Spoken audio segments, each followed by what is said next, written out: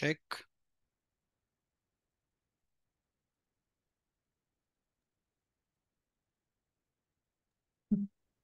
יואב, שומעים אותך. מעולה, תודה.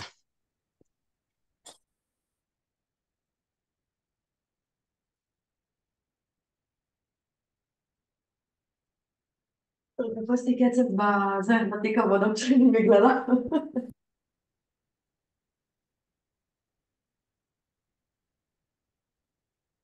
אוקיי, סאונד טסט? Loud and clear. מצוין.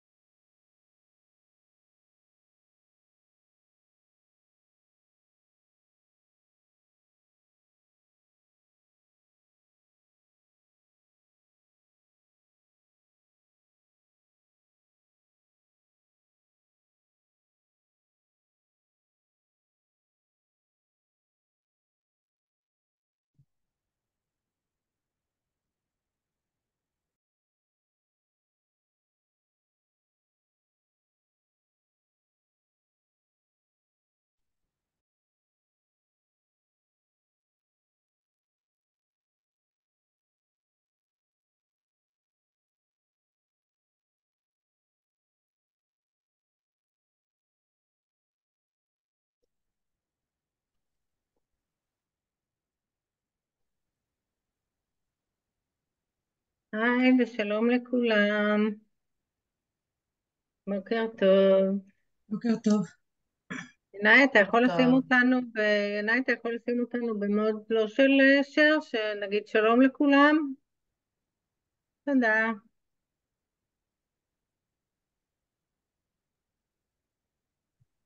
שלום לכולם.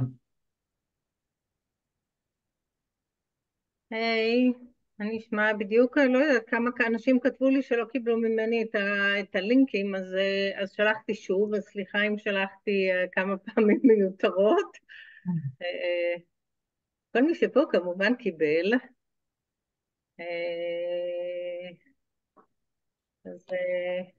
אז אהלן, טוב שאתם פה.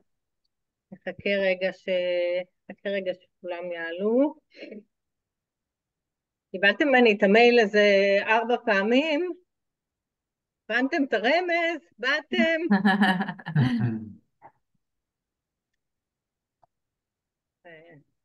את לא, שלחתי, לא קיבלתי. ואם לא, נשלח עוד פעם. בדיוק, אין בעיה. תוך כדי, שלא ישעמם. כן. אז הלאה, נשמח אם תפתחו מצלמות ככה רק להגיד בוקר טוב, מי שרוצה להגיד בוקר טוב, אנחנו חלק מכירים, לא את כולם מכירים, אז נשמח שתגידו בוקר טוב, שתגידו שלום, ונכיר. בוקר טוב. בוקר טוב, אהלן נאווה. בוקר טוב. אני לא יכולה להיות כאן בשיחה. בוקר טוב. היי, אריאלה, מה העניינים? בסדר, בסדר גמור. יופי. טוב שאת פה. תודה, אני גם מאוד מאוד שמחה. שנייה, תנו לי רק לפתוח. אוי, לא נכנס דרך הזה שלי. בסדר, רגע. עופר, מה קורה?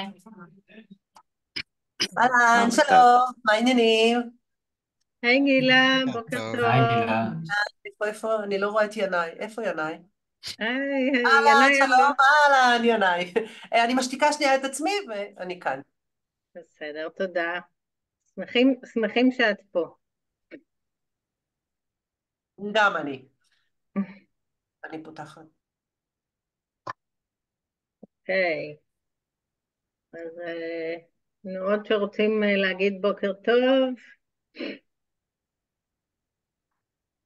רואה פרצופים שאני מכירה, אני רואה את טל, אהלן, בוקר טוב, משה, שלום. נאוה ונאווה, אורנה, וואו. אה, איזה כבוד לנו.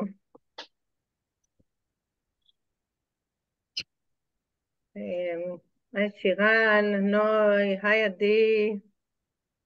היי.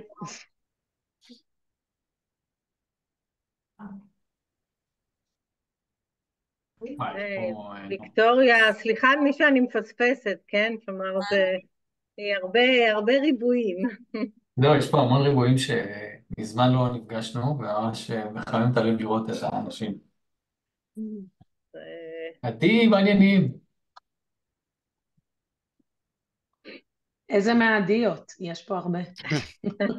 יאללה, תענו עכשיו אני שם- כולם. עכשיו אני שם לב. את לא יודעת שזה טכניקה שלו ככה להפוך את זה לאישי, שהוא כאילו אומר היי עדי ובסוף כולן מתלהבות. שלום זה עמרי. שלום. לכל אחד באופן אישי, אורי, אתה אמור לדעת. לא מגלה את הסודות. בדיוק.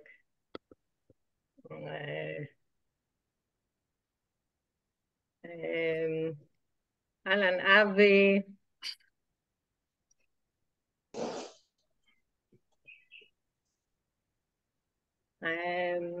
אוקיי. דיברתי עם אורן, שילת פעם על כן, נכון. נראה לי שהיא יצאה לפגישה. דלית, זה אצלך, את משדרת בלייב. בסדר, אני אעשה מיוט למי שמגלה פה סודות מדינה. בדיוק. כן. שירי, היי. בוובינר איך מסוג זה הרגל? זה ממש נחוץ. אהלן. אהלן.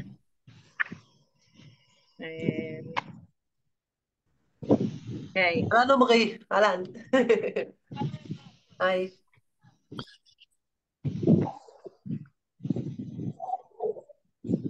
יופי, אז אנשים ככה עוד עולים, אבל אנחנו רוצים לכבד את כולם שהגיעו בזמן.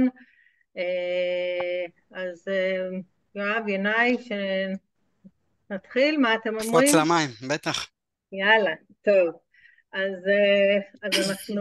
אז אנחנו מתחילים, ומי שיצטרף אלינו יצטרף אלינו. אז אהלן לכולם, אני ענת מאקספרטים, ואני שמחה לראות את כולכם פה היום.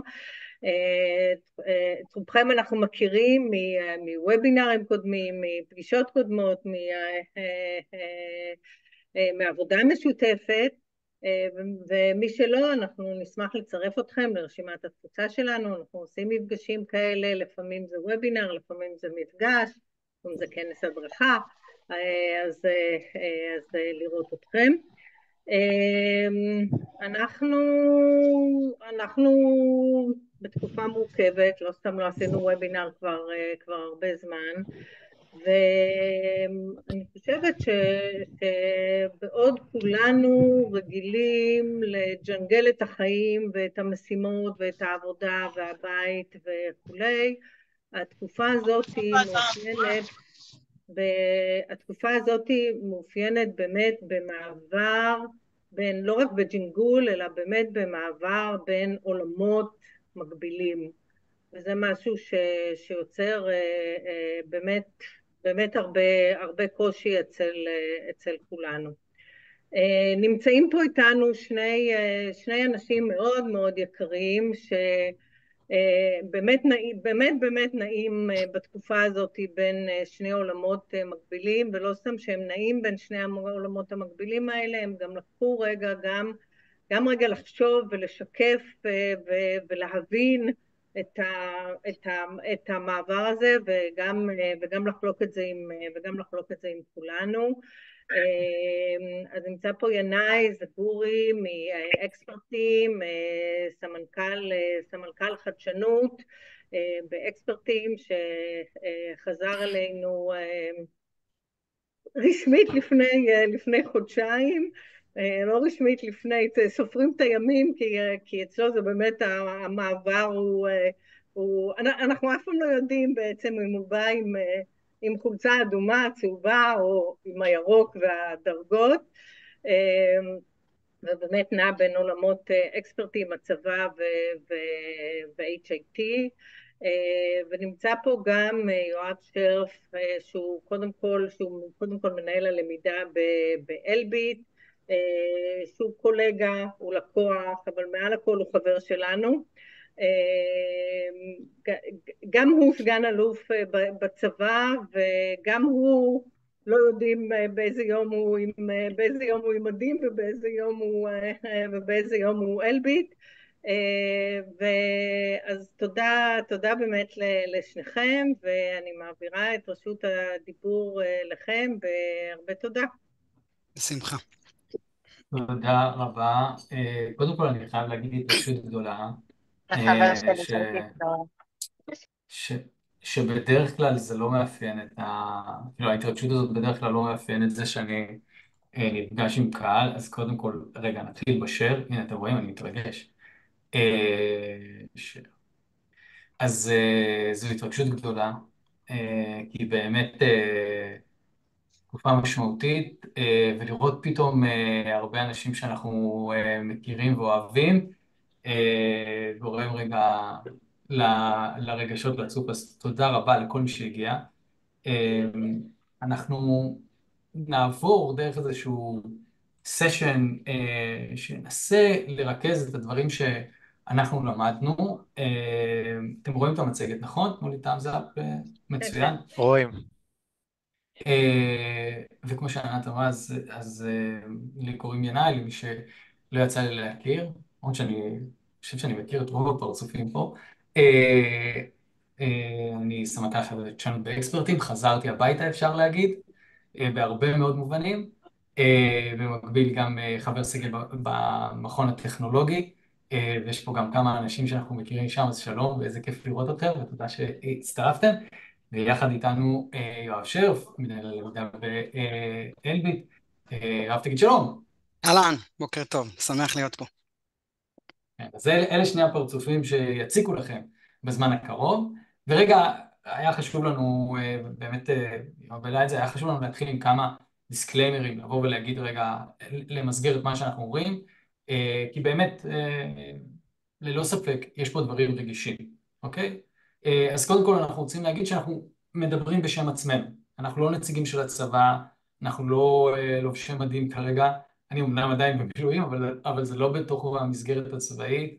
האמירה היא מתוך החוויות האישיות שלנו, מהדברים שאנחנו ראינו, והם כמו מעין סנפשוט של דברים שראינו. זה לא מייצג את כל מה שקורה, זה לא המתודולוגיות הצבאיות הרחבות, שאגב קיימות, ואולי קצת נזכיר אותם, אבל מה שאנחנו אומרים הוא מתוך עולמנו, מתוך איזשהו דאונסייד שאנחנו, או איזה מידור קטן שעשינו על הדברים בגלל בעיות חיסיון מידע ובגלל בעיות של אבטחת מידע, אז אנחנו לא נגלה פה סודות מדינה, זה לא יהיה אין חשש.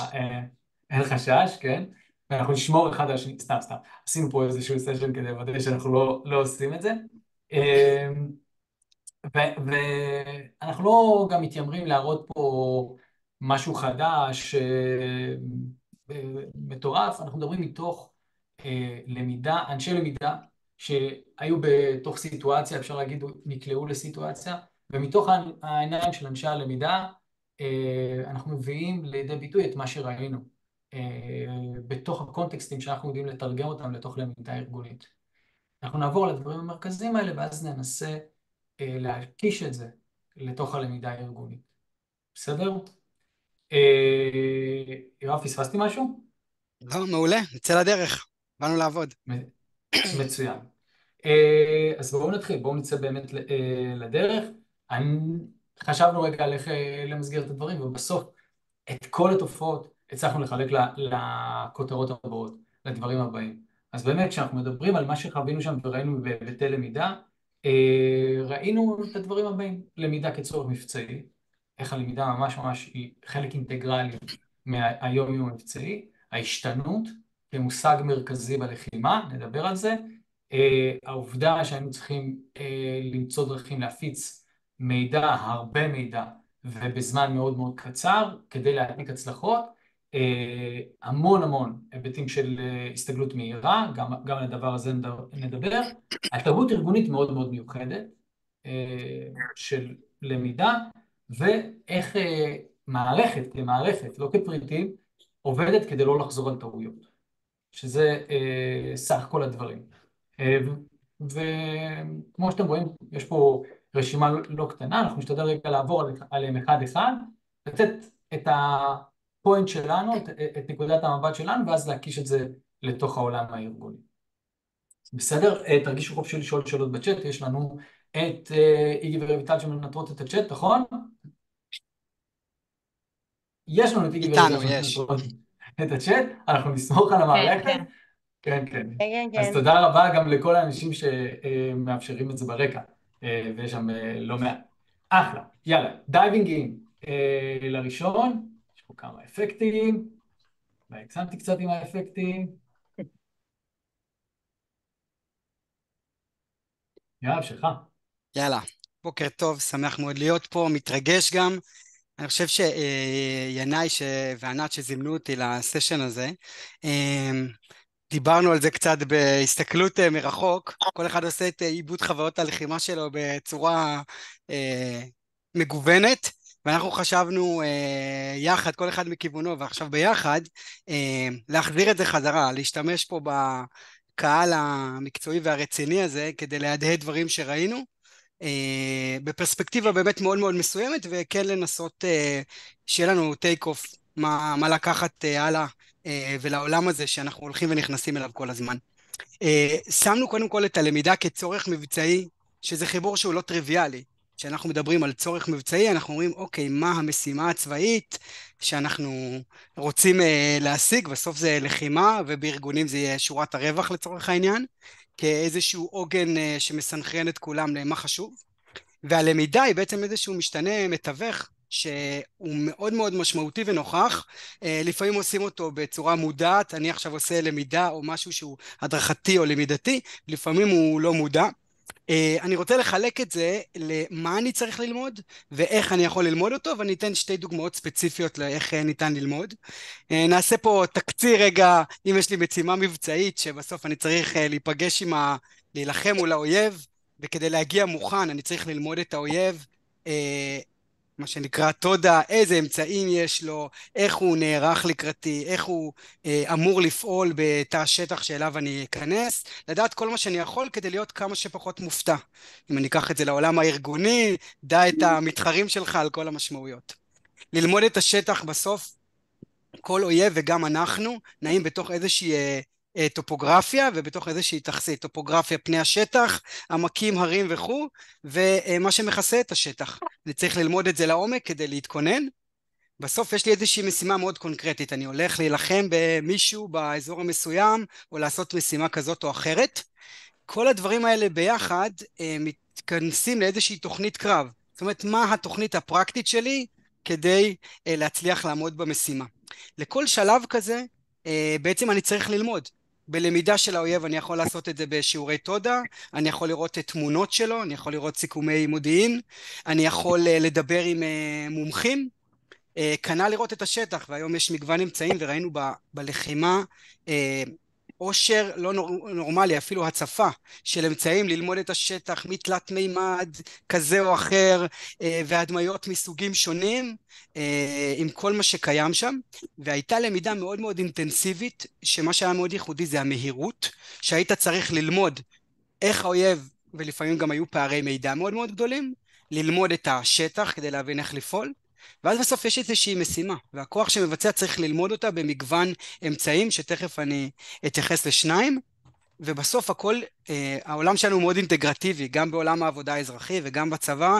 אני לא רק נלחם ויורה, אני גם מנווט, אני גם נע, אני גם מסתתר. יש הרבה מאוד דברים שלאותו רגע או לאותו שלב ספציפי של תמונת הקרב אני צריך ללמוד, וכל זה צריך להיערך. זה בגדול רגע מה אני צריך ללמוד ממש בזעיר אנפין. אני רוצה להיכנס לשתי דוגמאות לאיך אני לומד את זה, שהיו ייחודיות בראייתי בלחימה הזאת. סוגיה אחת זה שהצבא בסוף התכונן הרבה זמן לאיזשהו תרחיש, ובסוף פגש את המציאות בהפתעה מאוד מאוד גדולה, והיה צריך לפעול מאוד מהר ואחרת. אז דוגמה ראשונה לאיך ללמוד, מהעולמות שלי לדוגמה יצא להתקל בהם, זה שהמון שנים הוכשרנו למשהו, התאמנו למשהו, אפילו ביצענו מבצעים באופן הזה, וכשהתחילה הלחימה הזאת היה צריך משהו אחר. החטיבות והאוגדות הובילו, וכל מי שרצה להיות רלוונטי היה צריך ללמוד איך הוא עובד איתם ביחד. ויש כל מיני גופים ומסגרות שזה לא טריוויאלי להם. אני לדוגמה חוויתי תהליך מאוד מאוד מעניין תוך כדי לחימה, שכדי להיות רלוונטי צריך ללמוד איך חטיבות ואוגדות עובדות, ואיך עשינו את זה. קודם כל גישה של צניעות, ולהבין שאתה לא יודע את הכל. לך תלמד מהמומחים. הלמידה מהמומחים יכולה להיות בצפייה והתבוננות, שאתה מגיע ממש לראות איך עושים עכשיו את הדברים. Open sources, לראות איפה יש מקורות שלומדים, לקרוא אותם מהר, לעשות את ההתאמות. להסתמך על בתי ספר או מסגרות לימוד פורמליות, איך אתם הכשרתם את האנשים שעושים את זה ביום יום, וללמוד. והרבה למידה מחיכוך, לרדת לשטח ופשוט להיכנס למקומות שבהם עושים את הדברים אחרת ממך, כדי להיות רלוונטי. אני חושב שזאת הייתה למידה ייחודית, כי אם אתה מאוד מאוד תקוע, אני המון שנים נלחמתי בצורה מסוימת, עכשיו זה השתנה, אני צריך לעצור, להכריז, אני לא יודע פה משהו, אני צריך ללמוד אותו, מגייס את כל המשאבים, עושה את זה מהר, ומתחיל להתחכך ולומד תוך כדי ומתקן. זה דוגמה אחת רגע ללמידה מבפנים, בכלל שלנו כדי להיות רלוונטי. למידה שנייה, שמתי פה את העניין של סימולציה. סימולציה ככלי מבצעי ללמידה, זה עולם מדהים ומרתק. לי באופן אישי יצא להתקל ממנו על כל הרצף שלו, מהדברים הכי פשוטים של שולחן חול ועד סימולטורים מורכבים. והעולם של הסימולציה, אני חושב שהוא לקח חלק מאוד מעניין ומרכזי פה בלחימה מכמה סיבות. קודם כל, היו המון כוחות לא אורגניים, שלא הכירו לפני זה אחד את השני, שכל אחד הביא איזו התמחות אחרת, מה שנקרא חברים, אתה מחבר כדי לעשות את המשימה. והסימולציה היה אחד מכלי הלמידה, לשים את כולם על אותו עמוד, או להתמקד בדברים העיקריים, כדי להצליח. סימולציה יכולה להתחיל ממה שנקרא מועמד או מפורקים, אני עומד בשטח, סדר תנועה, מי עומד ראשון, מי אחרון, עכשיו אויב מתקיל אותי מימין, מה אני עושה? זה לדוגמה מועמד, וזה יכול להתקדם לדברים יותר מורכבים כמו מודל, ואני אקח ממש יעד, אני אמדל אותו פיזית, ואת כל התוכנית המבצעית שלי אני אממש עליו, עם ביום אויב ומשחקים ואתגרים, או גורמים מסבכים, מגוונים מצטברים בשפתנו ההדרכתית, עד סימולטורים ברמות מורכבות וקושי שונות, שמדמים הרבה מאוד אלמנטים.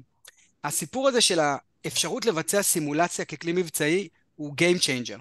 אני יכול להגיד מניסיוני שמשימות שהיינו עושים במקרים אחרים ומתכוננים אליהם ימים ארוכים, שבועות ואפילו חודשים, קרו תוך 24 שעות. משימות מורכבות, מסוכנות, והסימולציה הייתה אחד הכלים הארגוניים ללמוד ולהתכונן כמה שיותר טוב בזמן מאוד מאוד מוגבל. מהדברים הכי פשוטים שעכשיו אני לוקח איזשהו עזר, מפה, תצה, תצלום אוויר של השטח עם הפונקציונרים הרלוונטיים ועושים משחקי תפקידים, נותנים תרחיש, אני הולך מפה, אתה הולך משם, נתקלת, מה עושים? ואז עולים על הרבה מאוד באגים, על התקשורת, על הממשקים, על פערים בתוכניות, על הרבה מאוד דברים, אז זו הצורה הכי פשוטה, ועד אימוני סימולטור, שאתה יכול לעשות אותם גם בצורות מפורקות של צוותים קטנים, וגם אחוד למפקדים או גורמים שונים. לסיכום, אם אני מסתכל רגע על לקח לארגונים, הלמידה כדי להשפיע על השורה התחתונה היא קריטית. יש האומרים שמלחמה זה תחרות למידה בין הצדדים, אני חושב שאנחנו חווינו את זה ממש הלכה למעשה, ולכן האתגר שלנו בארגונים זה לראות את הקשר הזה, להצביע עליו וגם להיות שותף ביזנס פרטנר אמיתי, איך לחבר בין תהליכי הלמידה ללמידת הארגון. פה הבנו שהלמידה יכולה לשרת את המענה לצורך המבצעי במגוון הכלים, ואני חושב שאם לקחת טייק אוף מהשקף הזה, הסיפור של סימולציה על כל הרצף שלה, הוא כלי מדהים שאפשר לעשות אותו מ10 אצבעות ועד שיא הטכנולוגיה, כדי מה שנקרא לדמות את מצב האמת. בבקשה, ינאי. תודה, אז רגע אני אגיד שמצטנע פה, כי בסוף יואב הוא איש חיל האוויר, והוא היה צריך לעבוד עם הירוקים, כמי שמגיע מהירוקים, להבין מי חיל האוויר את הירוקים, אתה צריך ללמוד המון. זה לא אותו עולם בכל מיני הגדרות, ופתאום לעבוד עם חטיבת חי"ר, כשאתה מגיע מעולמות אחרים, מאתגר ללא ספק. אני ממש אמשיך את הנקודה הזאת לתוך מונח שהשתמשנו בו המון בתקופה שהיינו בדרום, והוא מונח ההשתנות. כמו שנאמר בו, בסוף הייתה המון למידה ולמידה בזמן קצר, אבל אם יש משהו שאולי, אני חושב שזו המילה שנאמרה הכי הרבה, ממש כמושג, כמילה שמהדהדת תמיד בחלל, היא ההשתנות. מה ההשתנות שלנו, איך השתננו היום, מה הייתה ההשתנות שלנו ב-24 שעות האחרונות. מהר מאוד אנשים שמכירים לחימה, אנחנו גם בוגרי צוק איתן ובוגרי לבנון השנייה, מבינים שאם אתה סטטי אתה נפגע. מה שלא יזוז יהיה בתנועה, ייפגע. עכשיו זה לא רק לכלי רכב או לחי"ר שינה בשטח.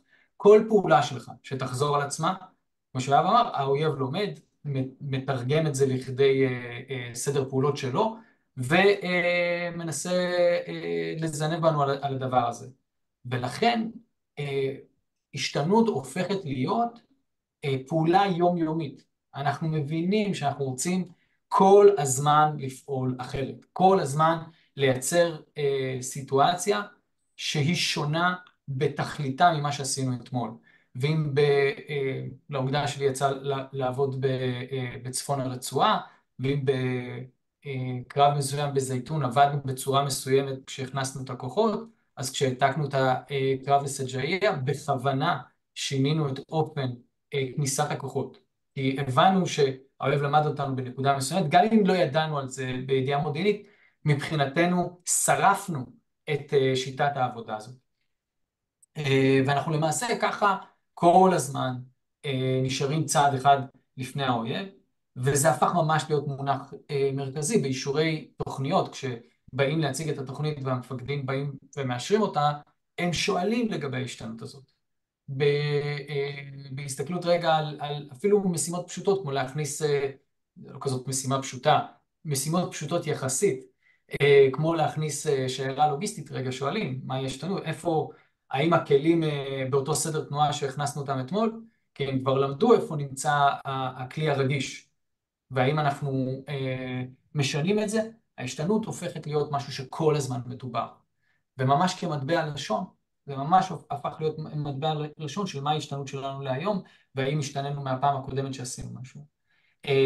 וגם צריך להגיד משהו נוסף שמאוד בא לידי ביטוי, המקום שלא לייצר שעננות אצל לקוחות. אחד הדברים שמאוד חששנו מהם, וזה גם קרה לנו לצערנו, במקומות שבהם רגע נכנסים למעין שגרה, וכבר יש קבוצה של חיילים במגנן והם נמצאים באותו מקום כבר שבועיים, אז המתח המבצעי קצת יורד. טבע האדם, זה לא אשמת אף אחד וזה לא להעביר ביקורת, אבל כל אחד מאיתנו, תחשבו, גם אם אתם נכנסים לסיטואציה מאוד מורכבת, ברגע שהשגרה מתחילה לדבר, אז דברים מסוימים מתחילים להיות רופפים. ההשתנות עזרה לנו גם לשמור על המתח המבצעי הזה אצל האנשים שלנו, וכשלדוגמה נגמרה הפסקת האש, הוצאנו את כולם מהמקומות שלהם כדי לשבור להם את השגרה, מאותם מקומות שהם היו, פשוט כדי לשבור את השגרה, לא ניכנס בדיוק למה זה אומר בגלל ההיבטים המבצעיים, אבל עשינו את זה גם כדי לגרום לקוחות לחשוב כל הזמן אחרת. איפה זה תופס אותנו בתוך ארגונים?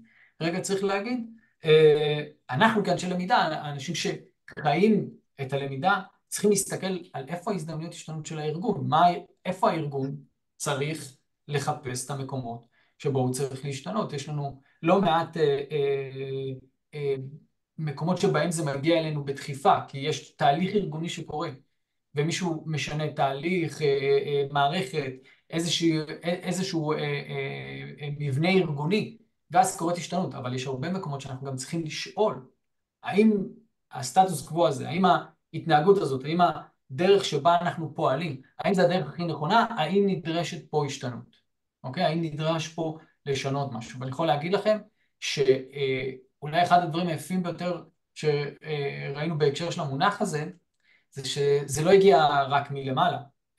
ברגע שזה הפך להיות מטבע לשון, כל אחד, וגם אחרון החיילים בתוך אותו אישור תוכניות, היה יכול לשאול, תגידו, זה לא תוכנית סטטית? אני לא רואה בהשתנות.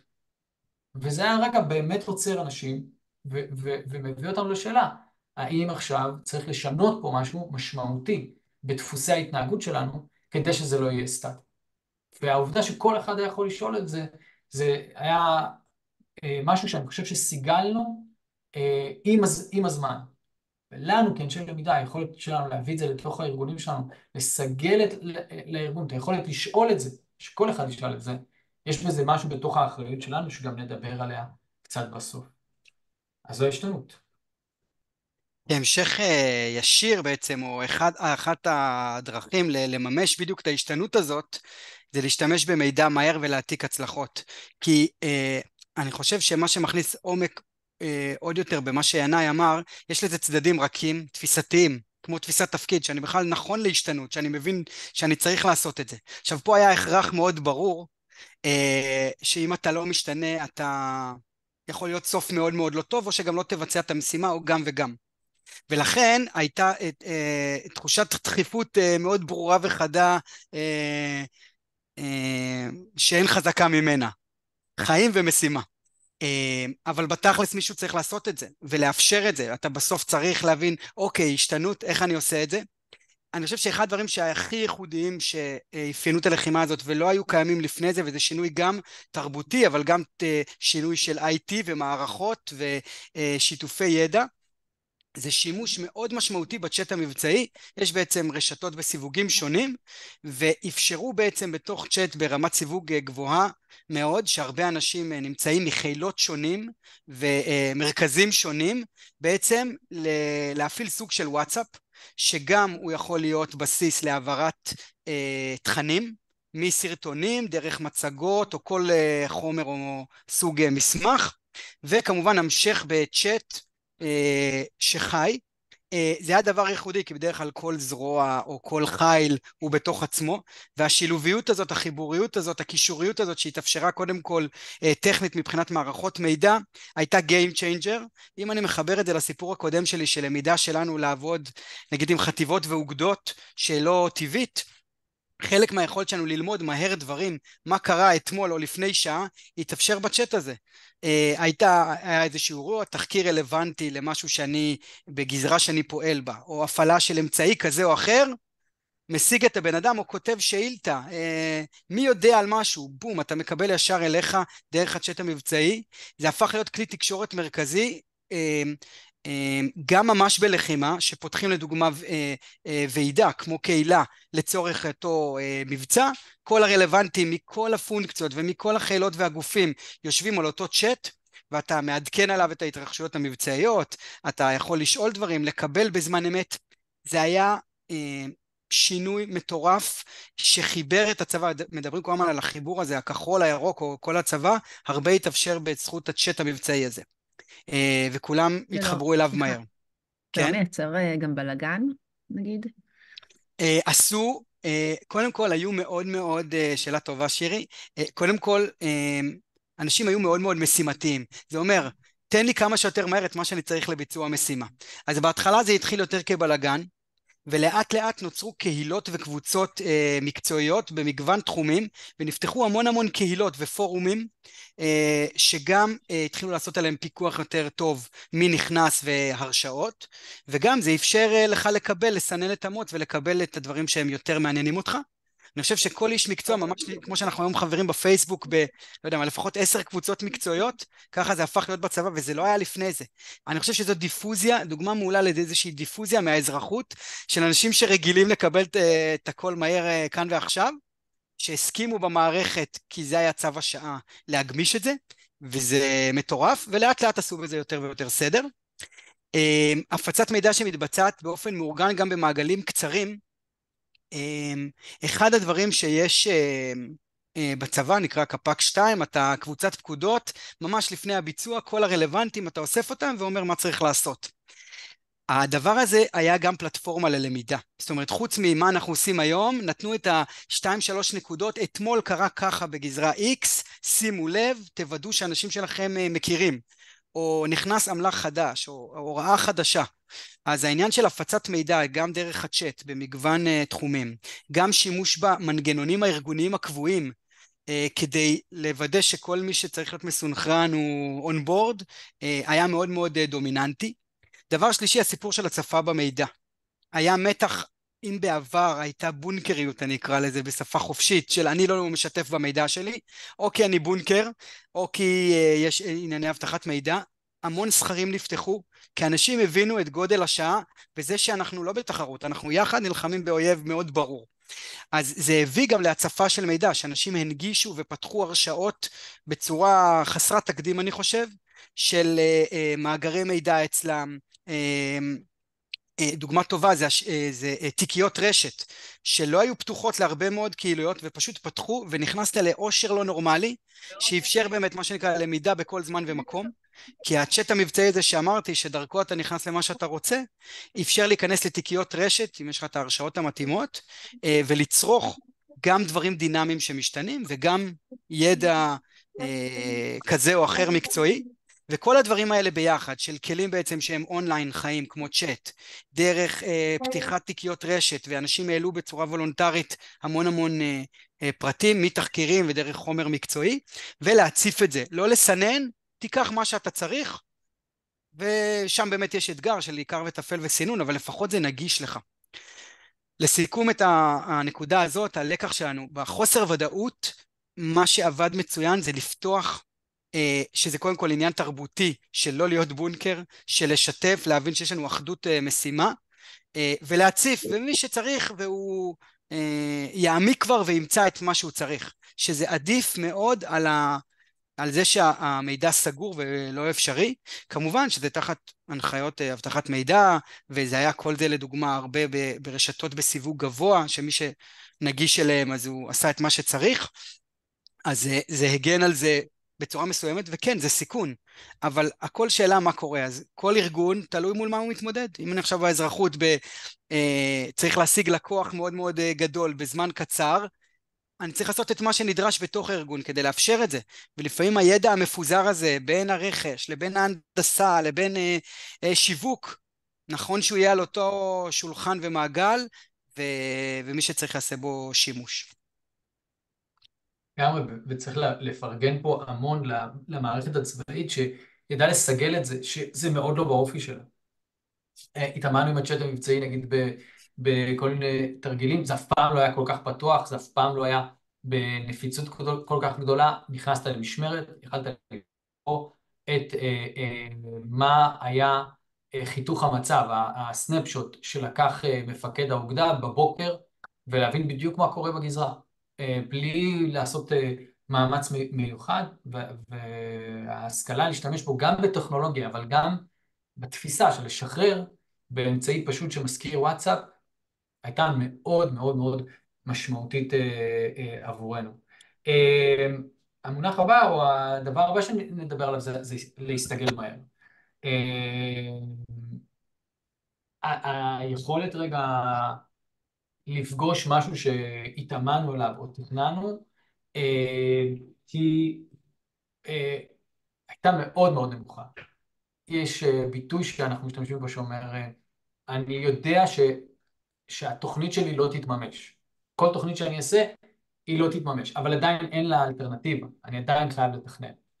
ותכננו לא מעט, אבל עדיין פגשנו דברים שונים שלא היו המציאות של תכננו.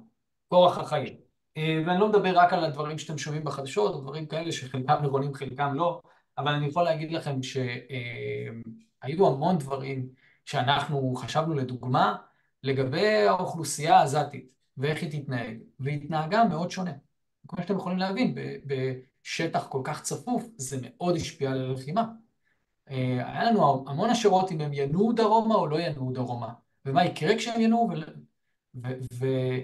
והעובדה שהם התנהגו מאוד מאוד אחרת בשורה התחתונה, הם נעו דרומה, במספרים מאוד גדולים, מאוד שינתה לנו את איך שאנחנו יכלנו לפעול. והדבר הזה דרש מאנשים בשטח, בזמן אפס, ממש מרגע להרגע, להשתנות ולסגל מהר מאוד התנהגות חדשה. ממש העניין הזה של תנועת האזרחים דרומה עברה דרך איזשהו מה שקראנו לו הנקז, נקודה שבה עברו האזרחים, הכל נמצא כמידע גלוי, אבל אני יכול להגיד לכם שהנקז הזה לא היה מוכן לקלוט אלפי אנשים ביום. בהתחלה לא תיארנו לעצמנו שכל כך הרבה ינועו בזמן כל כך קצר. והחטיבה שהייתה שם, חטיבת ביסלח, שהייתה צריכה ממש להעמיד אמצעים מעכשיו לעכשיו, במונחים של פחות משעה, כדי לדוגמה להפעיל שם אמצעים שיזהו מי תמים ומי לא תמים, הייתה משהו שהם היו צריכים לבצע באופן מיידי. באותו זמן, אגב, פתחנו ציר אחר, ציר שהיה יותר ליד החוף, שאפשר לאוכלוסייה לנוע דרומה, והאוכלוסייה שם לא נוע לדרומה. ורגע, היכולת של שני הצירים האלה להתכתב ולהבין למה גורם, למה במקום אחד זה עבד ובמקום אחר לא, והגענו לתובנה הזאת, גרם לנו להתנהג אחרת לגמרי למחרת. זאת אומרת, זה ממש היה ברמה של היום-יום. אני יכול להגיד לכם שהיה לי את הזכות ממש, בהרבה מאוד מהימים, לשבת בתוך חיתוכי מצב, אותם פגישות שבהם מעלים את כל הכוחות ובודקים פרמטרים שונים של מה מצבנו. יצא לשבת ממש מאחורי מפקד האוגדה שלנו. התמונה המרכזית שלי מחיתוכי מצב זה העורף של מפקד האוגדה. ומפקד האוגדה שואל מפקד חטיבה, כל פעם שעולה ומציג, מה למדתם היום? ככה, במשפט הזה. תקשיבו לכך, מה למדתם היום? זה אגב אחרי זה קוצר למילה למידה, ובסיכומים ממש מה הייתה הלמידה של היום. וזה, יכול להגיד לכם שבתור איש למידה, אתה יושב שם, אתה כאילו קיבלת צעצוע כזה שלא היה הרבה עם מי לשתף את זה, כי מעטים האנשים שהבינו כמה זה דרמטי, אבל השאלה החוזרת הזאת, של מה למדתם היום, שהיא סופר חשובה, כי כשמפקד חטיבה אומר את זה, שאר מפקדי החטיבה שומעים את זה, כי הוא יודע שמחר מפקד האוגדה ישאל אותו מה הוא למד היום, לגבי איך מתנהג האויב, כל הדברים שהראינו לכם בהתחלה.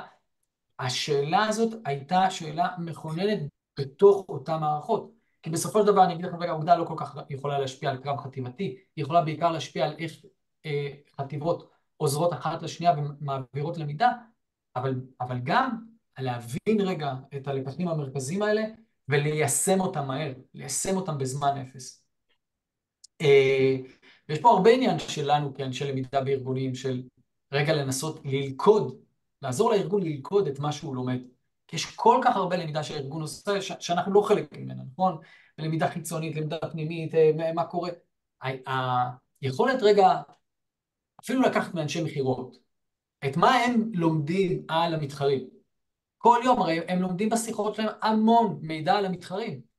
היכולת רגע ללכוד את המידע הזה ולעזור רגע לכל גוף המכירות, או לגוף ה-Customer Success, או לכל גוף אחר, ללמוד את מה שגוף מסוים לומד, גם כן צריך להיות בתוך האחריות שלנו, גם כן צריך להיות בתוך המקום שבו אנחנו באים לידי ביטוי, בתוך הארגון. אני אשמח להמשיך את הנקודה הזאת, כי בסוף אנחנו שמים רגע עקרונות, להסתגל מהר, זאת אומרת, זה תיאור של תמונת מצב או של מציאות חדשה, היא לא פשוטה לארגונים, ובעיקר לא כל כך גדולים ומורכבים, ועוד עם מסת לדוגמה מילואים עצומה, שהשונות ורמת הקשירות שונה וכו' וכו'. ואני חושב שהעניין של ליישם לקחים מהר יתאפשר, אני אתן שתי דוגמאות. אחד, שהקצו אנשים ספציפיים להיות אחראים על הלמידה המבצעית, שזה לא על הדרך ולקחו אנשי מקצוע.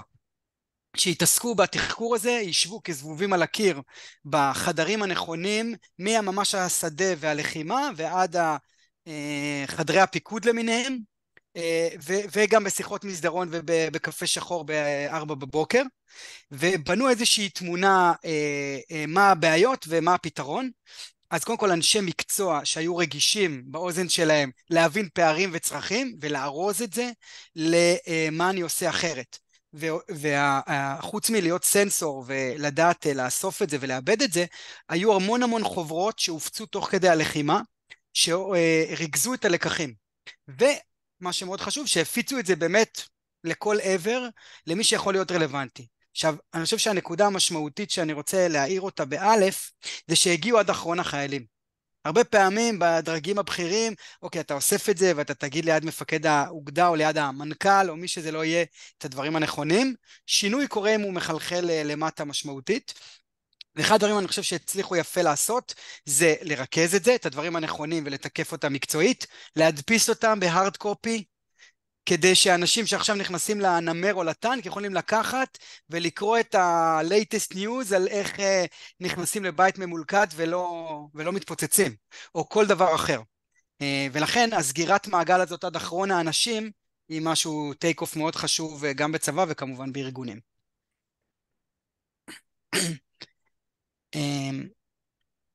זהו, הכל אנחנו אומרים שתמיד התרבות הארגונית אוכלת את הכל לארוחת בוקר, אז זה ככה. וזה לכל כיוון, גם לכיווני ההצלחה וגם לכיוונים הפחות טובים. אני חושב שבאמת הלחימה, בגלל שהדחיפות הייתה ברורה, וקודם כל לנצח, לא כסיסמה, אתה מבין שיש אויב מסוכן, אתה צריך לנצח אותו, גם שאנשים שלך יצאו חיים, וגם שתבצע את המשימה, שזה מה שהכי חשוב. הצריך הרבה מאוד דברים שהם רכים, שהם, אם יש לנו את המשל של האבנים הקטנות, הגדולות, את החול, את המים, אז בסוף הקונטיינר הזה שמחזיק את הכל, זה התרבות הארגונית. ואחד הדברים המשמעותיים, אני חושב שמראים הצלחות יותר או פחות, זה עד כמה המפקדים יתעסקו בלמידה. כי יכולים להיות לך אנשי מקצוע מעולים, ויחידות למידה צבאיות ואזרחיות, אם זה לא מעניין את המפקדים סלש מנהלים, זה יגיע עד מקום מאוד מאוד מסוים. ואחד מהדברים שבגלל ההכרח המבצעי, כי כמו שאמרנו, האויב השתנה כל הזמן, למד אותנו מדהים, והתאים ושינה, כשהמפקדים הבינו את זה, שהם צריכים לעסוק בלמידה, לתת לזה מקום, ומקום זה אומר, האם בזמן קבלת ההחלטות אני שואל למידה, תן לי את הטופ 3. אם זה לא שם, א', קודם כל זה מסר חיובי שמבינים שזה חשוב, ב' שיש סיבה ללמידה ואתה מקבל את התוקף, ובאמת המערכת הצבאית אני חושב השכילה מאוד מאוד לעסוק בלמידה, גם מהצד לא רק המקצועי של האנשים שעוסקים בזה תמיד או מתמחים בזה, אלא המפקדים. דבר נוסף זה השיח של עבודה משותפת. אני נתקלתי לשמחתי בהמון גילויים של מוטיבציה לעבוד ביחד ולעזור, וגם בין גופים ומסגרות שזה לא היה טבעי להם, ששנים לא דיברו אחד עם השני, אבל הם חוו משהו שרלוונטי וידעו שאתה נכנס לשם והם מבינים שזה מסוכן, אז לא עניינה פוליטיקה ארגונית, והמון דרגי שטח עד הבכירים פשוט עבדו ביחד. הרמת טלפון למישהו, אני נכנס לשם, תן לי את הטיפים של אלופים שלך. אז הייתה הרבה מאוד עבודה משותפת, והתרבות שמקדשת למידה זה עבודה ללא סוף. אז מאוד מאוד חשוב, א', מה הפיגומים שיש בארגון לדבר הזה, עד כמה יש לך מסילות או דברים או מנגנונים להתלבש עליהם, ולכן זה חשוב מאוד מה עשית בשגרה, וגם תוך כדי באמת להבין שהלמידה זה אחד, אני חושב, מהאמצעים, אמרנו בהתחלה למידה כצורך מבצעי, אם אתה לא מבין שאתה צריך ללמוד ולהשתנות ולהתפתח, שזה בעצם לרדת לשורש של מה שאני צריך לדעת, ולדעת להתאים אותו כל פעם על סביבה אחרת. התרבות מאוד מאוד מאפשרת את זה. יש בזה תחקור, יש בזה את כל היכולות למידה, ואני חושב שלקח שגם ינאי ואני שהכנו את זה ודיברנו, המילה אחריות היא מאוד מאוד משמעותית. על מה אני אחראי ועל מה אני לא. עכשיו זה תמיד דילמה, המשאבים שלך מוגבלים, התקציבים שלך מוגבלים, הכוח אדם שלך, ואתה צריך בפרטו לבחור הכי טוב. אני חושב שאנחנו צריכים לאתגר את עצמנו במושג האחריות בין הדברים שהם ברורים, שאני חייב, לבין מה יעזור לעסק שלי, מה הדבר הכי חשוב לו, כי הסביבה משתנה, אז ראינו את זה מאוד מאוד חזק בלחימה, והאחריות הזאת, אני חושב שהיא הובילה הרבה יוזמות, וכאן נגיד למילואימניקים היה כוח אדיר של השפעה מאוד מאוד חיובית, שעושים את מה שצריך, והם לא בתוך הפוליטיקה, ולא מעניין אותם, הם מבינים שיש משימה, והסיפור הזה של מימוש אחריות, היה דרמטי והוא עדיין, וזה חוזקה ארגונית מדהימה, מה שמעניין בה שהיא הרבה פעמים וולונטרית, והיא לא הייתה טופ דאון, גם היו תהליכים טופ דאון ארגוניים ריכוזיים, אבל הייתה הרבה מקום למימוש האחריות הזאת. זהו. כן, זה בהחלט רגע של לראות באמת בתור מילואימניק רגע את היכולת לבוא ולהגיד את הדברים האלה שמובילים לפעמון הזה של האחריות של הלמידה, ללא ספק. אני חושב שהדבר האחרון שרצינו לגעת בו באמת זה ההבנה רגע איך אנחנו לא חוזרים על טעויות. יש משהו מיוחד, מה לעשות, בלמידה בסיטואציה כזאת שמחיר הטעות הוא גבוה. מחיר הטעות הוא גבוה, הוא משמעותי, ויש פה הרבה עניין של ברגע שקורית טעות, ההבנה שאם אנחנו לא למדנו ממנה והפקנו לקחים מהר, יש לה משמעות מהותית לגבי האם מימשנו או לא מימשנו את האחריות שלנו, וגם לגבי ההבנה רגע אם אנחנו באמת מצליחים לעמוד במשימה או לא לעמוד במשימה. לחימה, קוראים המון טעויות, המון טעויות. דברים שקורים מעצם העובדה שאתה בשטח, בלי אויב, בלי לתמרן במקום הכי צפוף בעולם, בלי ארטילריה, בלי זה, רק מזה שאתה נמצא בתוואי שטח מסוים, אתה רואה, חווה, עושה טעויות כל הזמן. זה קורה, זה סופר אנושי. היכולת של מערכת לבוא ולהגיד שאצלנו יש תרבות של למידה מהדברים האלה, לא משנה כמה הם קשים, ולא משנה כמה הם מורכבים ובעייתיים, אני חייב להגיד מדהימה. תמיד התקננו בתרבות התחקיר של חיל האוויר, אני יכול להגיד לכם שזה אינרנטי מאוד כשמגיעים למקומות הצבאיים. לצערנו, שוב תחת האוגדה שלנו, אוגדה 36, הייתה את החטיבה שלצערנו הרב הרגה את החטופים שלנו, את שלושת החטופים שנהרגו בקרב בסג'עיה. אני לא אכנס ללמה ואיך והתחקירים המבצעיים, אבל מה שאני רוצה להגיד לכם שזה, עוד ביום שזה קרה, התבצע תחקיר חם, והתחקיר שאגב בימים האלה אני עוסק בלסכם את התובנות לחלק שלנו, התחקיר המעמיק, הכואב, הקשה, שעסק בשרשרת הטעויות שהייתה לנו שם, נעשה במקצועיות מדהימה של אנשים שבאים ואומרים, טעיתי, אני לא עשיתי א', ב' וג', ודיון פתוח ששם את זה ואומר איפה הדבר הזה היה יכול להימנע. אגב, זה אירוע קצה, אבל אני יכול להגיד לכם מאות תחקירים שאני ראיתי באופן אישי, קראתי, סיכמתי, עשיתי, הייתי חלק מהצוותים שעבדו עליהם, אבל צה"ל נלחם, זה מכונת תחקירים. א', כי כל הזמן טועים, אבל ב', כי מאוד חשוב למערכת ולאנשים במערכת לא לחזור על הטעויות האלה. אני חושב שאחד הדברים היפים זה ברגע שהייתה מתודה נכונה של תחקיר, ואם יש משהו שקל למצוא בצבא זה מתודה, זה באמת שהולכים לסיבות השורש. לא אומרים, אוקיי, החייל לא שמע את המג"ד צועק חדל. ממש מתעסקים בכל הדברים שהיו יכולים להוביל לסיטואציה שבה היינו יכולים לעצור את זה. ואני יכול להגיד לכם שיש המון המון תחקירים כאלה שאנחנו עושים היום על 7 באוקטובר, ולראות את המערכת בצורה מאוד כנה וחושפת למעשה את הנקודות שבה היא הייתה כל כך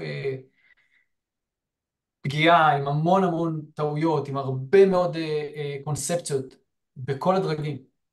ממש. זה מדהים. זה ממש ממש מדהים לראות את הדבר הזה. זה נותן הרבה מאוד תקווה לגבי ההמשך ולגבי היכולת שלנו להביא את זה לידי ביטוי. נכון, לא כל התחקירים מיושמים, לא כל התחקירים באים לידי ביטוי. קשה מאוד לשמור את זה. אגב, האחריות שלנו כמילואימניקים, להיות האנשים שזכרו משהו מלבנון השנייה ויגיד, רגע, זה לא... ניסינו את זה בעבר, בואו תשימו לב לגבי זה. אבל אני חושב שעם כל ההבנה שזו מערכת גדולה, עם כל השיבושים בה ועם כל הבעיות, עדיין עצם העובדה שתחקירים מתקיימים ושהם יורדים ברמת סיבת השורש, ושזה בתוך המקום שאנשים במערכת צבאית, במערכת שכולנו מבינים מה זה מערכת צבאית, לא חוששים להיות פגיעים באמירות שלהם. טעיתי, עשיתי טעות. היא טעות שהיא נובעת מ-1, 2 ו-3, היא יכולת מדהימה, היא מחלחלת מאוד למטה. ברגע שרואים מפקד, ואני יכול להגיד לכם שמפקד באוגדה איתנו עם המילואימניקים בסיכומים שלו, הוא היה מתחיל בטעות שלו. פתח בשיחה, הטעות המרכזית שלי היא א', זו הטעות המרכזית שעשיתי. זה חלחל למטה לזה שמפקדים אחרים היו יכולים להגיד איפה הם טועים, ומפקדים מתחתם עד לאחרון החיילים. המקום שבו המערכת בשיח הפנימי דיברה על הפגיעות שלה, על המקום שבו היא לא מושלמת, זה מה שהופך אותה בפרדוקס של החיים להיות מושלמת. כי האחרון החיילים היום יכול להגיד, אני טעיתי פה, והוא לא מנסה לקסטח את זה באיזשהו אמתלה של ככה זה תמיד, או... נכון, זה לא בהכל, זו מערכת צבאית וכל מי שעשה פה צבא יודע את המקומות שבהם זה מעגלים פינות ומקסטחים דברים, אבל במהות, בדברים החשובים, בדברים שטעויות אינרנטיות, התהליך הזה של תחקיר, אחריות מפקדים, איתור סיבת השורש והפקת לקחים ולבדוק איך הם מיושמים, נמצאת שם מאוד. אני חושב שאם יש משהו שאנחנו כאנשי למידה צריכים לקחת את זה לארגונים, זה לקדש את התחקיר. תחקיר היא שיטת למידה. בסוף, כשאנחנו יורדים לדברים, תחקיר זה מתודה שמגיעה מתוך עולמות הלמידה. זה נכון שבמקומות מסוימים, כמו חיל האוויר, היא לא נחשבת שיטת למידה, כי היא בציר הפיקודי. זאת אומרת, זה בציר הפיקודי המבצעי. הטייסת אחראית על התחקיר, לא אנשי הלמידה. המפקדים שטסו איתך והם אחראים על התחקיר.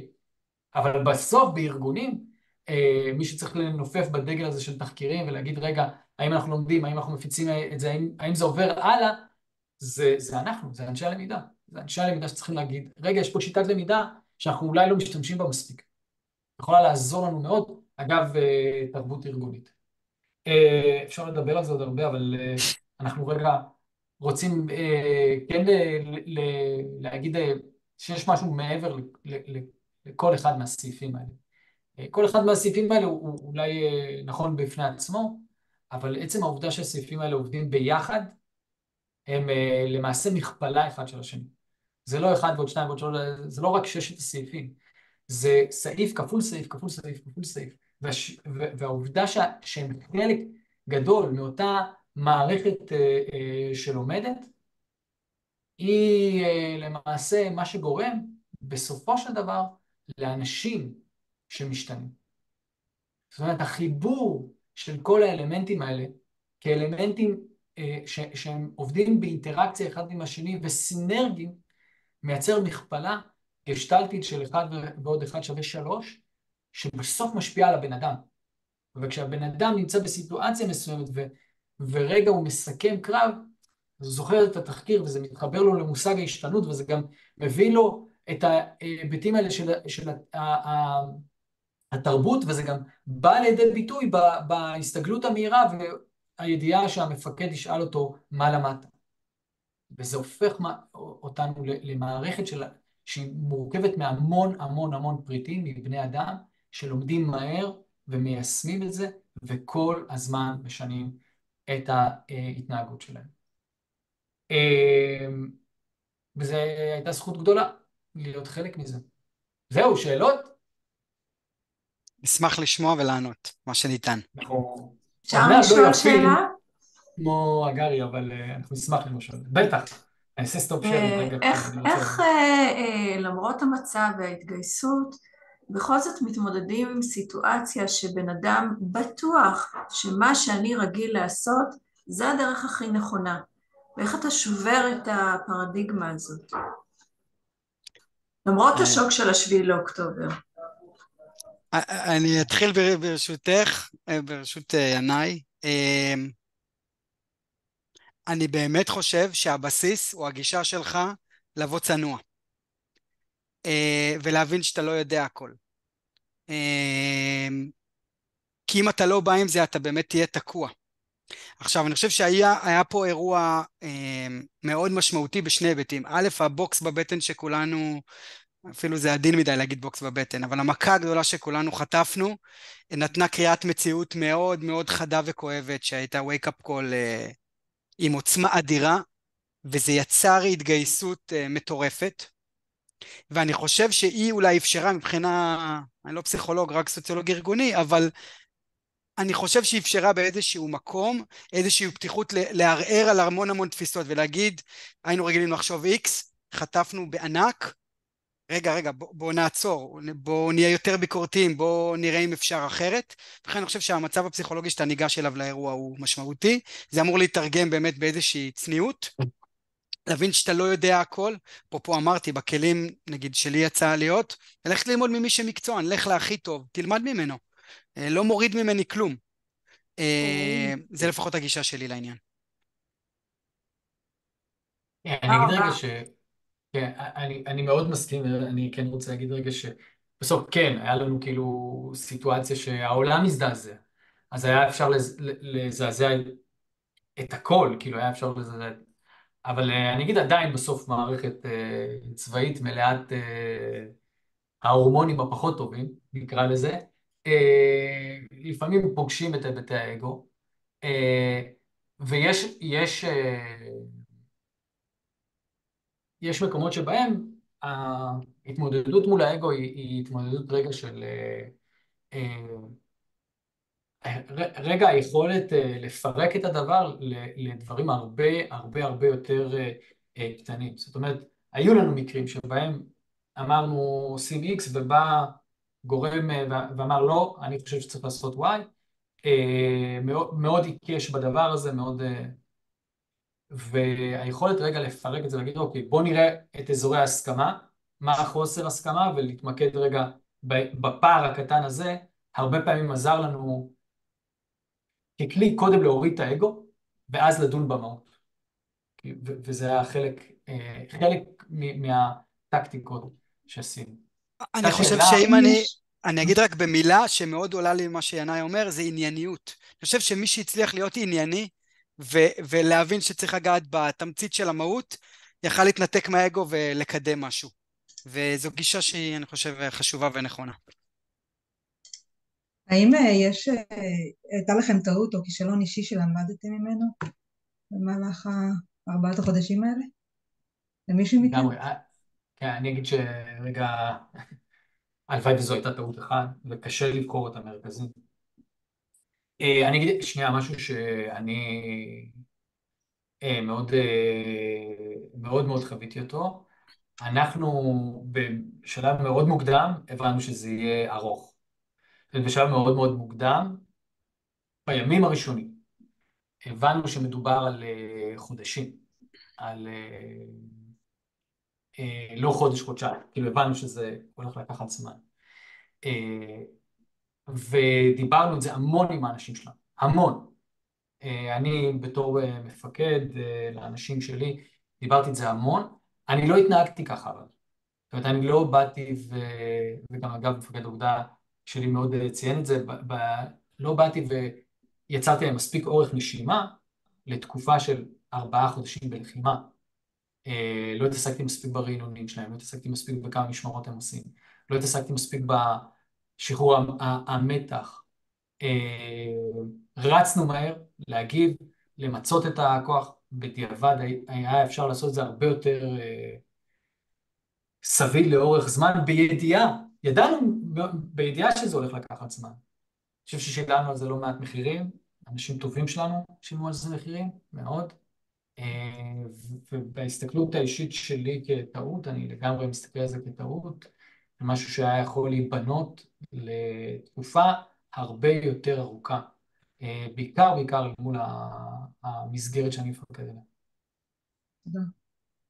ינאי, יואב, מכיוון ש-12, אני רוצה אני רואה שאנשים צריכים ללכת ונושרים, אז אני כן רוצה להיפרד מכולם לפני שהם קודם כל להגיד המון המון תודה לשניכם, בעיקר לך יואב, שככה נפלנו עליך בנסיעות בין המילואים לעבודה, ובאמת, לקח ממש חצי רגע ואמרת כן, אז תודה איתך לפרטנר וכרגיל. בשמחה. ואני חושבת שבאמת היה סופר מעניין ומרתק. אנחנו נשאר, אם יש שאלות, אנחנו ככה כן נשאר עוד קצת לענות על שאלות, אבל כן, בשמחה. אני רוצה כן לסיים רשמית את המפגש, שכולם ירגישו נוח מי שצריך ללכת, ולהגיד תודה לכולם שהשתתפתם, ואתם כמובן מוזמנים גם למפגשים הבאים שלנו. ומי שעדיין יש לו שאלות, אז אנחנו פה, אפשר להמשיך. הייתה איזו שאלה, ינאי, שלחתי לך, של נוגה. ראית?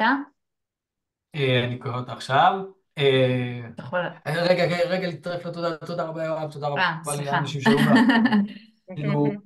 אנשים שגורמים לדבר הזה לקרות, רגע לרעות, לאיגי, לרויטל, שבלעדיהם כנראה אנחנו לא היינו פה עכשיו, תודה ענת על הזכות לעשות את זה, ובעיקר תודה לכם שבאתם, המון המון המון המון תודה. תודה רבה. אז רגע, השאלה, מה הייתה השאלה? אני אשמח לשמוע אם יש לכם תובנות איך ניתן... אז אני אגיד רגע שזה נכון שיש הרבה הבדל בין מערכת... זה לא אנשים. עוד פעם, מה השאלה רק, ינאי? על הפער במערכת הצבאית שהייתה צריכה בבת אחת להיכנס לפוקוס בעולמות הלחימה, וזה יצר את הצורך המבצעי, ואם אפשר לתרגם את זה, או אם יש לנו תובנות, איך ניתן להמשיל את זה, או להביא את זה לתוך הארגונים. את הסיטואציה הזאת בהבנה שאלה מעולה. שמחתנו אין 7 באוקטובר בארגונים. אז רגע, אני אגיד, אין ספק, אנחנו ראינו פה פיק של מופע למידה בגלל הסיטואציה. זאת אומרת, זו הייתה זכות אדירה לראות פיק כזה בגלל סיטואציה הזויה שנקלענו אליה. וכנראה שאם היא לא הייתה כל כך קיצונית, גם מופע הלמידה לא היה כזה קיצוני. אוקיי? אני חושב שבגלל זה חשוב ללמוד מזה ולנסות להמשיך. ועדיין אני רוצה להגיד שהרבה פעמים, אולי אנחנו כאנשי למידה לא מספיק מכירים את זה, אבל הרבה פעמים לנו כאנשי למידה יש פער בלהבין את המקומות שבהם הביזנס, המקום העסקי מתמודד איתו. זה האתגר שלו, שזה המקומות שבהם, כן, יש סגנה שלא לסגור את הרבעון ביעדים. בהם אנחנו יודעים את זה, בהם אנחנו על זה. או שמוצר חדש שאנחנו משיקים ויש לו אתגר משמעותי בלפגוש את השוק, והאם הוא יעמוד בזה. השיח רגע של, בעיניי הדבר המרכזי שמייצר זה השיח אל מול השורה העסקית, אל מול השורה התחתונה, מה העסק מנסה להביא לידי ביטוי, מה המטרות שהוא שם לעצמו. וכשהם נכנסים לתוך השיח הזה עם ההנהגה הבכירה של הארגון, מוצאים גם את הדברים שהעסק חושש מהם, את האתגרים שהם עלולים להביא אותנו למצב של break or make על מוצר, או על רבעון מסוים, או על קבוצה ארגונית מסוימת. וצריך לדעת, לנהל את השיח העסקי הזה כדי לבודד את האירועים האלה. הם לא יהיו, בתקווה, הם לא יהיו כמו 7 באוקטובר, אבל הם כן יגייסו את צורך השעה, הם כן יעשו איזשהו מופע של קירוב הלבבות לטובת זה שאנחנו מתמקדים בהיבט הזה. אני רוצה להשלים שתי נקודות. אחד, אני חושב שזה מאוד תלוי מה המיקום הארגוני שלך ואיפה אתה מנסה להיות כדי, אתה צריך סנסורים או רגשים במקומות הנכונים שיתנו לך את המידע הזה. ולפעמים אנחנו כאנשי למידה לא תמיד נמצאים בצמתים האלה, אנחנו צריכים לזמן את זה. להבין מה על שולחנם, שאם אתה רוצה להיות ביזנס פרטנר, אתה צריך להבין איפה הביזנס מדבר על הבעיות שלו, על הכאבים שלו, על האתגרים שלו, ולהשתדל להיות שם, בין אם ממש פורמלית, או לקבל לפחות את המידע. זה יכול לפעמים להיות ממבקר החברה, זה יכול להיות זבוב בשיחת בורד, או בסיכומי דיון, או מול המנהלים שלך, ולראות את כל המקורות שבהם אתה יכול לקבל את התמונה הארגונית, ובאמת לתפוס את עצמך כביזנס פרטנר, וזה בדיוק ההשתנות הזאת. לא רק את הדברים המיין שאנחנו בדרך כלל עושים, אלא איפה בעיות, והאם אנחנו נותנים להם מענה, גם אם זה לא הוגדר לנו בול ב-KPIs.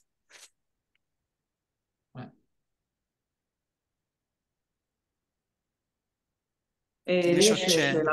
בבקשה. היי.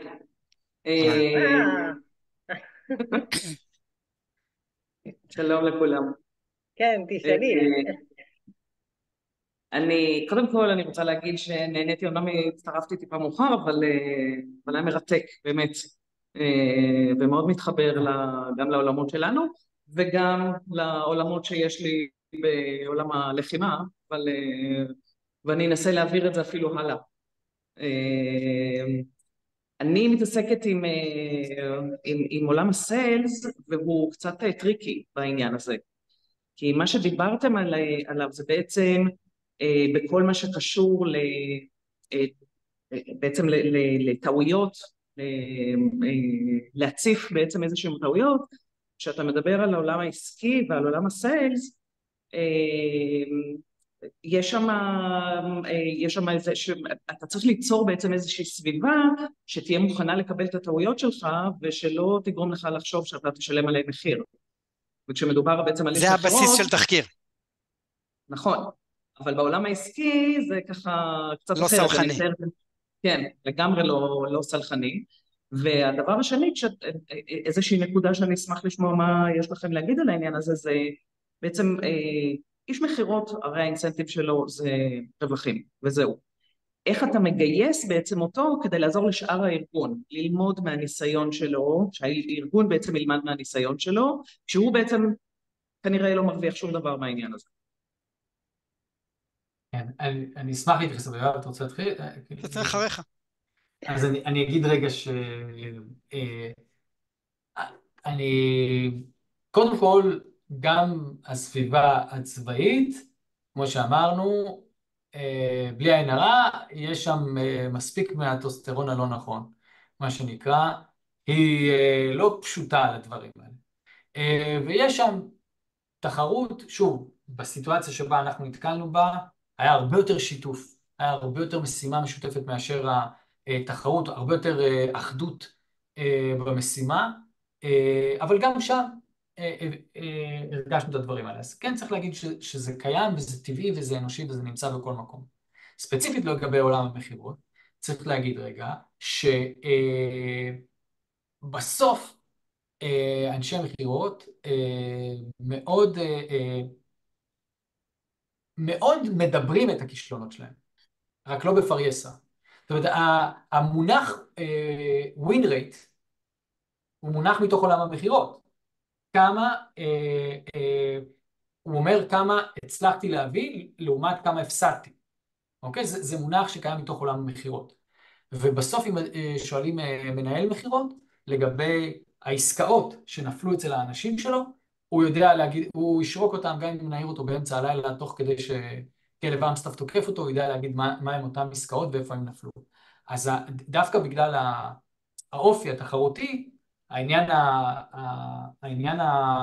של המקומות שבהם יש הפסדים, הם צרובים וצרובים טוב. איך מביאים את זה לכדי זה שאיש המחירות משתף?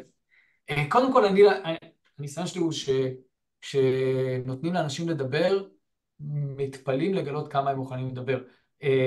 לא פעם ב-SKO, כמובן שאנחנו רואים סיילס קיק אוף, סליחה, הסשן שאנחנו רוצים זה להגיד רגע כישלונות, ואז מישהו אומר כן, אבל מי יהיה מוכן באמת לדבר על הכישלונות שלו באופן גלוי, ומספיק שאתה שואל 2-3 אנשים ואתה מגלה שאנשים מוכנים לדבר על זה, אבל יותר חשוב מזה, לא כטובה ולמצוא באמת הבן אדם שהוא יותר אקסטרוברטי, יותר חשוב מזה, היא היבט של מתודה שיודעת לזכור ולבדוק את האזורים האלה.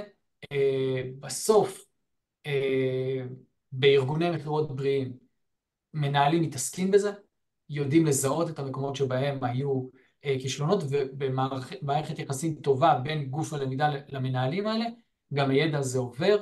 לשמחתנו היום הרבה מהידע הזה הוא שיתופי, דיברנו על לשתף על הרבה ידע, אבל מערכות שמקליטות שיחות ויודעות לזהות את זה בהקלדת טקסט פשוט, יודעות להביא לנו לא מעט מהידע הזה, או לאתר לנו את שיחת הזום שבה זה קרה.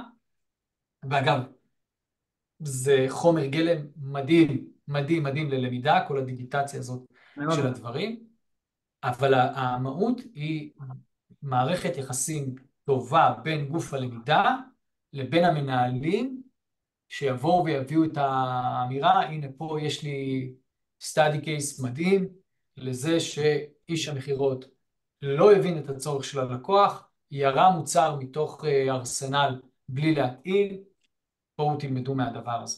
זה גם צריך להגיד רק הערה אחרונה, שכן צריך לייצר את הסביבה הבטוחה.